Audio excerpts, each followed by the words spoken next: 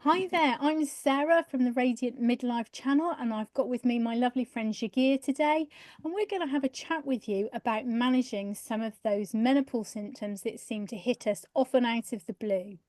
So, I don't know whether this sounds familiar, but you're going along, life's going great, and then all of a sudden, hormones hit that perimenopause into the menopause that seems to go on for ages.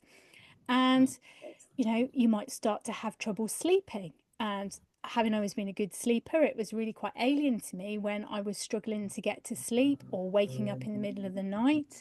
And then, of course, that knock on effect is that your mind seems to be full of fog because it's not being restored when you sleep. You forget things, you forget names, words seem to disappear out of your head. And it just becomes a spiral, doesn't it, Shakir? You know, It does. anxiety comes in then because you're anxious that you're going to forget what you're saying, even though you are fully competent to do things. You seem to lose that ability to connect to it. So I thought it would be a really good idea, because I'm sure I'm not the only one that struggled with this, to invite Shagir on, because she is a wellness practitioner. We both are. We've worked in this field for years. But Shagir is particularly experienced and good with essential oils. So I understand, Jagir, that there are quite a few essential oils that can really help us manage menopause symptoms. And I wondered if maybe you could share today perhaps your top one or two, your favourites, if you like, and give us an idea how we can use them. Yes. Hello, everyone. Today I thought I could speak to you about clary sage, Sarah. Okay. Clary sage, you'll find it in a lot of products. Actually, most people will have heard of clary sage, Yeah, I've heard of it. Yeah. and it's clary sage. The meaning of it is clarity of sight, clarity of your third Ah, eye. right. Okay. Yeah, that It's like makes sense. Yeah. I think it can be used when people are meditating as well, because it can help you get into deep relaxation. Awesome. Yeah. But the most helpful part of clary sage is that it is really good for menopausal symptoms, as in if you can't sleep. Okay. So it's a good one to, would I use it at night if I was going to work with Clarisage? Yes, I would definitely use it at night. Put a few drops of it into the medium warm bath, Okay. Yeah. and then and just have a soak for 20 minutes. And I would say that after you'd used it, I would definitely get ready for bed, Okay, so I kind of because it wouldn't use is it in one the of those evening and then ones go that out. No, okay, will, okay, yes, and it's also um, one that it definitely will help you to sleep. So I wouldn't use it with any other sleep medication, or okay, let's say if you have you enjoy a glass of wine, I would try to avoid using okay, clarice and alcohol together, or if you're going to go out and drive. So this would be a really lovely oil to use last thing before you're going to really head off to bed. okay. So that sounds good. So if I wasn't going to have a bath, would I put it straight on my skin, or perhaps could I put it in my body lotion? Yes. Yeah. So with essential oils, we have to dilute them. Okay. So with there's two essential oils that we don't have to dilute. That's lavender and tea tree. They're safe on your skin without being diluted. But all the others, they have to be diluted. So you could make a oil blend, what we call an oil blend. So we could take as 2 5 ml um, spoons of carrier oil. You could Yeah. use uh, almond oil or grapeseed or even olive oil. Okay. So Put just a it into basic no a smell base olive oil, no oil, smell, and I no pop smell the of anything. Clarisage That's in. it. Whatever you've got in the house. 10 mils. I'll say 10 mils. For every 10 mils, you can use up to 3 to 4 drops of essential Okay. oils. So for people who maybe don't know about essential oils, they tend to come in a small bottle like this, Yeah. 10 mils, and this is pure essential oil. Okay, so I do, I mean, I don't use oils as much as you. I know you're the expert here, but I know when you buy oils, they're always in the little bottles and they have like a little dripper thing. So you don't pour them, you just do a drop at a That's right, time. and Yeah. that's where I'm going to get this. Is a new bottle of clary sage, and it's got a screw top that's secure, and then it's got a dropper in it. Yeah. Okay. So you'd put your carrier oil or your cream. You can use a Yeah. base cream, a lotion that you've got that's not scented. Yeah. Again, 10 mils, two Like 5 two mils, medicine about spoons, really, isn't teaspoons. it? Yeah. Yeah. Yeah. So you could put up to about, you could put about 5 or 6 drops in. Um, and then just give that a little stir. And then you could use that. So what you've Okay. done is you've made a blend. So you've started off with a pure essential oil and carrier oil or a lotion, put them together, and now that's what we call a blend. Oh, so I'd have my bespoke blend. And so Yes, just to recap then, so clary sage is clearly quite a potent oil. It's going to be good to help me sleep, but yes, really I want to be using it last thing at night. So either yes. in my bath or in my blend if I've made my blend, but certainly not sort of use it and then pop out to pick the teenager up from a party type That's thing right. You're because right there, yeah. Sarah. Yeah, that's Okay, it. so anyone who's perhaps got an elderly parent who cares for relatives and they need to maybe get up in the night and be able to function quite quickly, probably not the oil for them. Yes. Or what they could do is they could just use one drop. Okay, Yes. Whereas, like, the maximum you would have in 10 mils of a carrier, like a base cream or oil, would be 5 drops. But it is a very strong essential oil. It smells strong. So they okay. could do with one, you could do it 1 drop. So if you were, a couple of my clients I know that I work with, they've got really sensitive sense of smells, much more so Yes. than myself. So maybe if they weren't sure, they could start off with one and build Oh, up to two or definitely. three, couldn't they? Definitely. Okay, lovely. Yeah. So apart from clary sage, then, what would your other favourite be for helping to manage menopausal type symptoms? So the other one that I use a lot during work practice and myself as well. It's one of my favourites, geranium. Okay. You can get just geranium, or you can get rose geranium. Yeah. Is there much difference between those?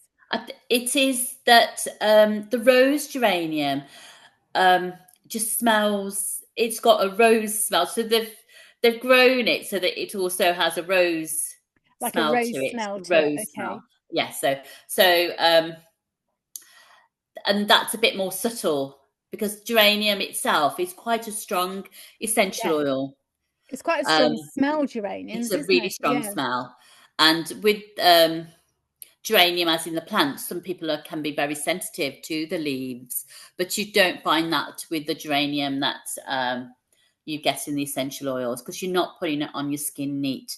You're, as I said, So you're again, always I'd use diluting that in a it. carrier oil or in my bath or That's right. maybe in some unscented cream. Okay, Yes. cool. So with geranium, what are those particular benefits? Is it the same as clary sage or slightly different? It's like they're slightly different. Geranium you can use anytime during the day. I probably wouldn't use it before I went to bed because it's not a citrus. It's Okay, what we call a middle tone. So it yeah, works on the middle parts of our bodies, like on yeah. our organs, and Okay, mainly it works on our ovaries and our wombs and okay. on Which our are clearly mind. clearly not in balance as we go into that That's perimenopausal right. So menopause. Yeah. so so you can use it during the day, but I think it's got quite a citrusy smell to it. So it will help to wake you up, Okay, so it gives you a bit of a lift. bit of clarity, and it'll give you clarity as well. Okay, so really that will be one when I'm at work and maybe I've got a meeting and I want to kind of really get that clear thought or perhaps not have a hot flush, That something like definitely. that. Yeah. The main way that you can use geranium is to help to cool you down because Okay. it's cooling. Lovely. So perhaps you could put it into you could um, put it into a spray bottle Yeah. and use it as a mister.